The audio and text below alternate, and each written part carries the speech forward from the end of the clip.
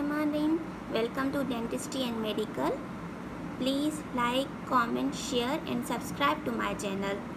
Today's topic is about joint anatomy. So let's start with introduction of joint. What is joint? The joint is a site where two or more bones come together, whether or not movements occur. In this picture, there are some examples of joint like shoulder joint, elbow joint, hip joint, knee joint. Now let's talk about structural classification of joint. It is classified into fibrous joint, cartilaginous joint and synovial joint.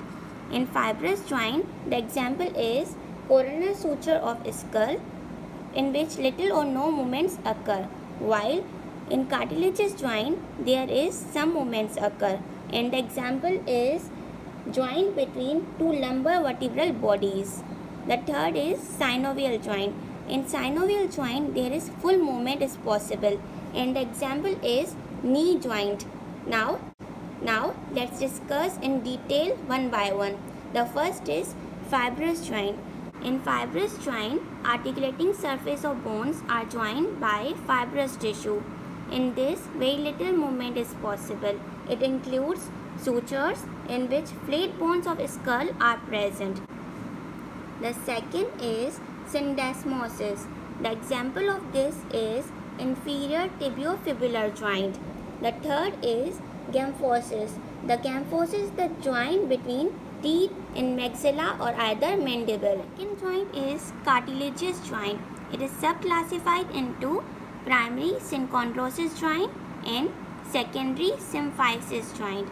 The primary synchondrosis joint is also known as primary cartilaginous joint. In this joint, no movements occur and bones are united by hyaline cartilage. If we see the example in this picture, the example of primary cartilaginous joint include mandibulo-sternal joint. Now let's talk about secondary cartilaginous joint or secondary symphysis joint. In this joint, small amount of movements occur and bones are united by fibrocartilage. The example in this picture include pubis symphysis and intervertebral joint, which are example of secondary cartilaginous joint. The third joint classification include synovial joint. In synovial joint, articulating surfaces are covered by thin hyaline cartilage separated by a joint cavity. The cavity is lined by synovial membrane. The synovial membrane is protected outside by fibrous membrane, is known as capsule. The articulating surfaces are lubricated by synovial fluid which is produced by synovial membrane. In synovial joint, there is a great degree of movement is possible. Now let's talk in detail about synovial joint and its classification. The synovial joint is classified on the basis of articulating surface and the type of movement possible. The classification of synovial joint include pivot joint, hinge joint, saddle joint, ball and socket joint, condyloid joint and plane. Now let's discuss these joints one by one. The first is plane joint. In plane joint, articulating surfaces are flat and bones slide on one another. The examples are acromioclavicular joint. In this picture, the acromioclavicular joint is seen in which articulating surfaces are flat. Second joint is hinge joint. The hinge joint is like hinge of door. It's like hinge. In this joint, the flexion and extension are possible. The example of hinge joint are elbow joint, knee joint, ankle joint.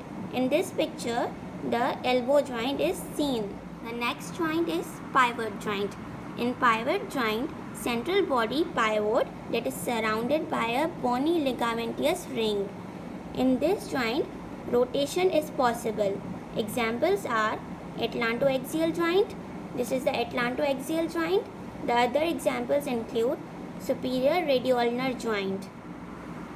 The next is condyloid joint. Condyloid joint has two convex surfaces articulate with two concave surfaces.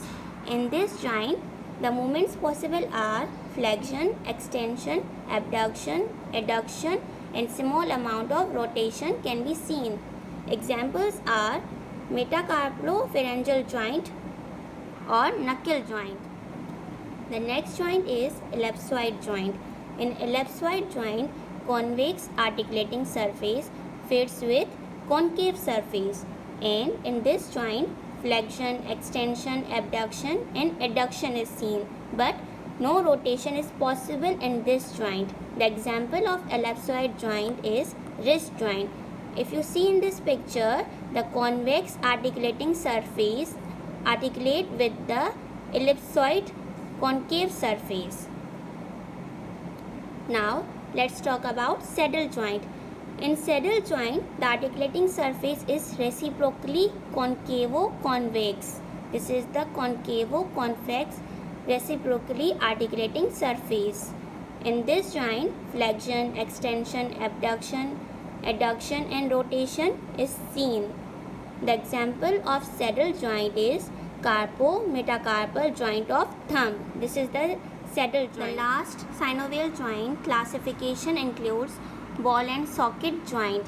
In this joint, ball head fits in socket of other bone. The movements includes are flexion, extension, abduction, adduction and rotation. It can be medial, lateral or circumduction. The example of ball and socket joint is hip joint or shoulder joint. This is the end of the topic. Thank you for watching.